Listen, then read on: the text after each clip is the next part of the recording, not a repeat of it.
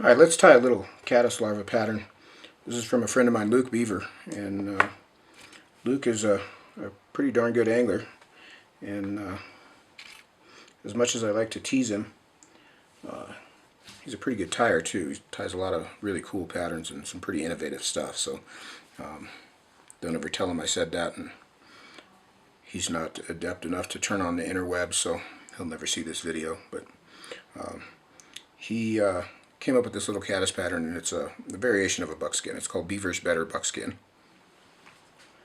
And it's tied on a Tiemco 3769, which is a standard length nymph hook, so it seems a little stubby. I'm going to use some 8/0 black unithread here.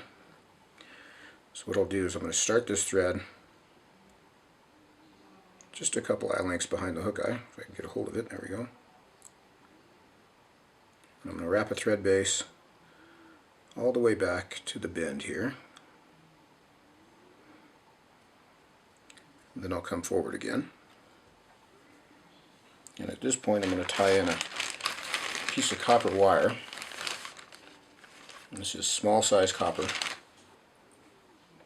Small copper. I'll tie this wire, catch it along my near side, and wrap back over it all the way back to the end of that thread base.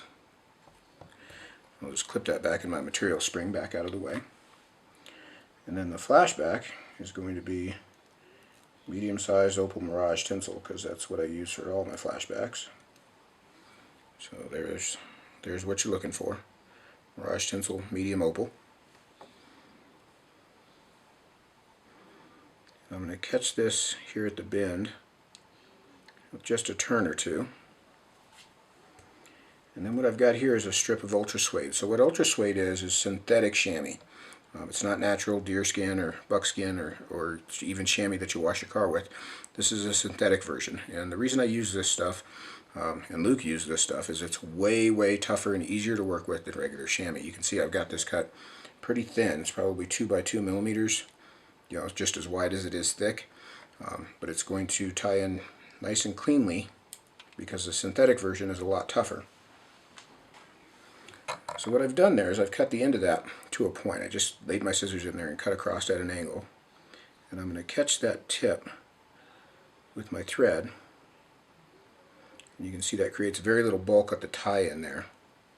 I've got just the slightest little bump, but my body's going to get fatter from there. So that's not going to cause an issue. I'm going to bring the thread back up to where I started it. And now I'm going to wrap my Ultra Suede.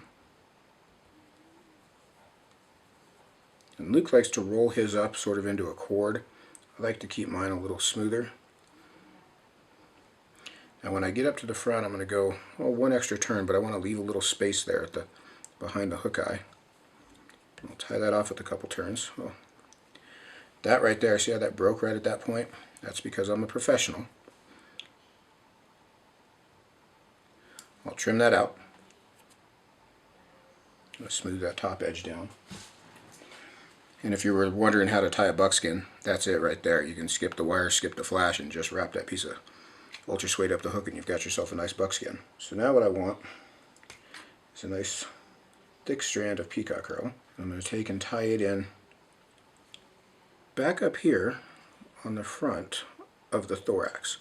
And I tied it in by its butt end. This is one of the few flies that I'll tie peacock herl in by its butt end. Then I'm going to take a nice thick ostrich herl, a black one. And I'm going to do the same thing. I'm going to tie it in by its butt end as well, right at that same point. And I'll bring my thread forward. Now I'm going to wrap the peacock herl forward, sort of tight spirals. I don't really worry about if it butts exactly together. Right up to the hook eye and tie it off with a couple turns.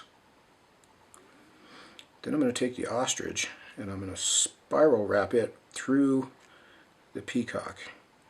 And one of the coolest things about this is this gives us the legginess of the ostrich, so that long length of the ostrich with the iridescence of the peacock mixed in. So then I'll trim that, tie that ostrich herl off and trim it out. And I'm going to wet my fingers just slightly and kind of comb all this herl down here at the front. I'll pull my flash over the top. I'm going to tie it off just behind the eye here. A couple good tight turns of thread. Then I'll kind of push everything forward. Now I don't trim the flash yet. I'm going to trim the flash last. So I'm going to hold tight on my thread here so it doesn't slide off the hook eye. And I'm going to rib through the abdomen, just segmenting that flash. 3 or 4 turns. I don't like where that one went. When I get to the thorax, I'm going to take a big jump and just divide the thorax in half. And I'll turn this a bit so you can get a better angle. I'll pull down tight on that wire. Bring that wire up just behind the eye and catch it with a couple of turns. I'll helicopter the wire to break it off. Then I'll fold that flash back like usual. If you've got any loose strands, you can kind of wet your fingers and comb them back.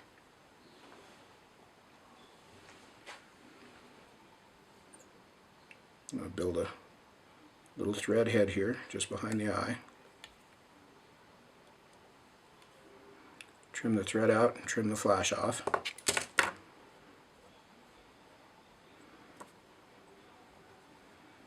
I'm going to preen my herl up where it needs to be there.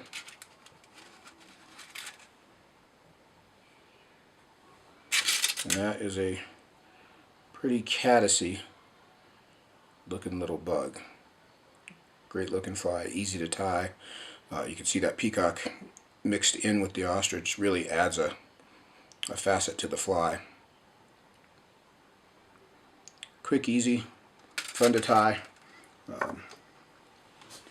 I do like to gloss that head up. You guys know by now, if you've been watching these, I'm using this Solar as Ultra Thin. And just hit that thread head. The nice coat. That'll gloss things up. Nice and shiny. Zap it with the light for a second. And there's our finished critter. That's an awfully buggy looking little fly. Beaver's Better Buckskin. Twist them up, put them in your box, fish them on the bottom. That's really all there is to it. What else do you want to know? Alright, go have fun. Thanks for watching.